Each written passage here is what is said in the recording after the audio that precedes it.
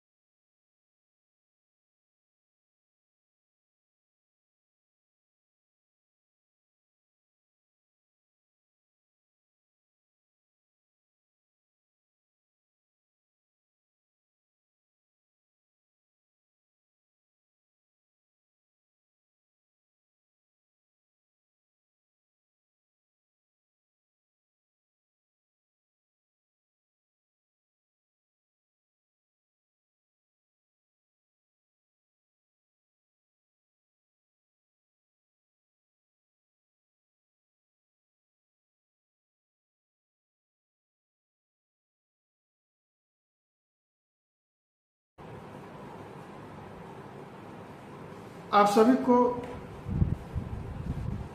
ज्ञात होगा, महारानी दुर्गावती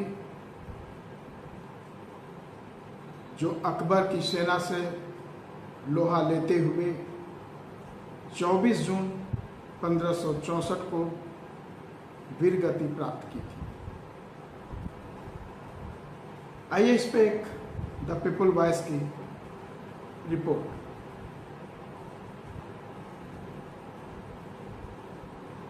आज भारतीय गणतंत्र रक्षक संघ द्वारा गोंडवाना वीरांगना महारानी दुर्गावती का 461वां शौर्य दिवस के अवसर पर संघ के मुख्यालय कंदवा वाराणसी पर कार्यकर्ताओं द्वारा महारानी को श्रद्धांजलि अर्पित की गई। संघ के वक्ताओं द्वारा बताया गया कि महारानी ने अपने राज्य की संप्रभुता से समझौता नहीं किया। गोंडवाना साम्राज्य मध्य भारत का एक विशाल और समृद्ध साम्राज्य था जो जबलपुर, सागर, दमोह, सिवनी, मंडला, नरसिंहपुर, छिंदवाड़ा, नागपुर, होशंगाबाद, भोपाल, बिलासपुर और वर्तमान आंध्र प्रदेश आदिलापुर जिसको बोला जाता था, वहां तक फैला हुआ था। गोंडवाने का चिन्ह आपके उत्तर प्रदेश के जौनपुर में भी मिलता है। प्राचीन समय के स्थापित मंदिरें जैसे केदारनाथ, वहां भी इसका चिन्ह मिलता है। आसाम में चिन्ह मिलता है। इतना ही नहीं, भूटान में भी मैं वो चिन्ह देख कर आया हूं। तो गोंडवाना साम्राज्य का कोई अंत नहीं था। गोंडवाना एक शक्तिशाली साम्राज्य था।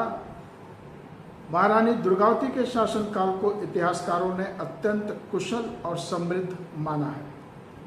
अबुल फजल ने अपनी पुस्तक आईने अकबरी में लिखे हैं कि दुर्गावती के शासन में गोंडवाना इतना सुव्यवस्थित और समृद्ध था कि प्रजा कर यानी टैक्स स्वर्ण मुद्राओं और हाथियों के माध्यम से अदा करती थी।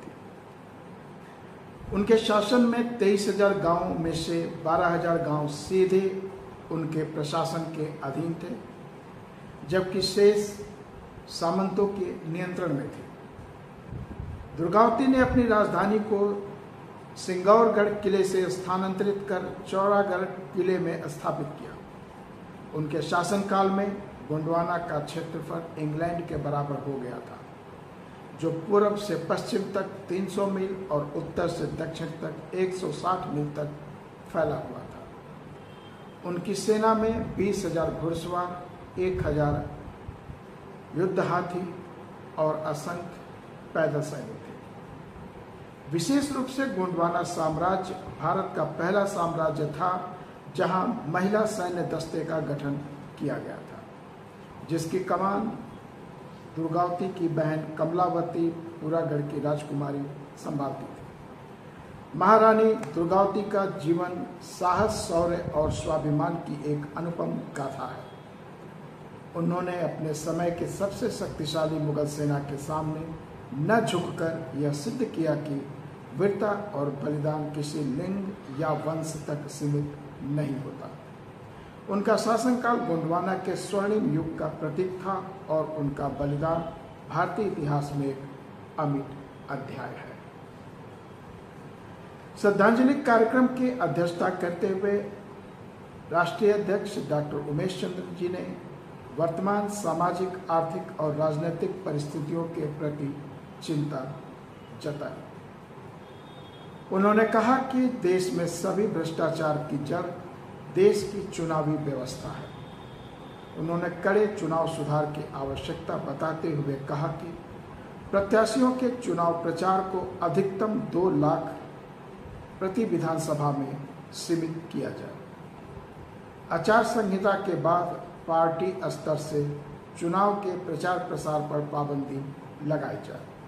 पार्टियों द्वारा मिथ्या प्रचार प्रसार से देश का माहौल तनावग्रस्त होता है और हिंसा की संभावना बनी रहती है। इस तरह के प्रतिबंध से निश्चित रूप से कारपोरेट जगत का चुनाव में आर्थिक सहयोग की आवश्यकता नहीं पड़ेगी और आर्थिक भ्रष्टाचार पर अंकुश लगेगा।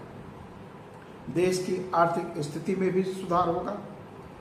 कारपोरेट जगत का अनर्गल दबाव भी राजनीतिक दलों पर नहीं रहेगा और सरकारें आर्थिक नीति पर प्रभावशाली तरीके से कार्य कर सकती हैं। आप सभी को पता होना चाहिए कि चुनावी खर्च हजारों करोड़ रुपए में दिन पर दिन बढ़ता जा रहा है। इस समय चुनावी चंदे के रूप में 36,000 करोड़ से ज़्यादा पैसा कारपोरेट ने राजनीतिक दलों को दिया है।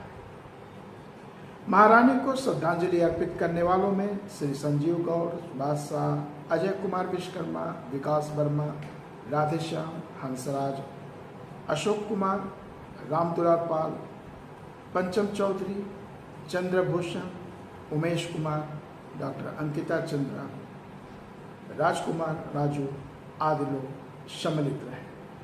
कार्यक्रम का संचालन महासचिव अरुण कुमार वर्मा और धन्यवाद ज्ञापन ब्रिजेश कुमार ने किया।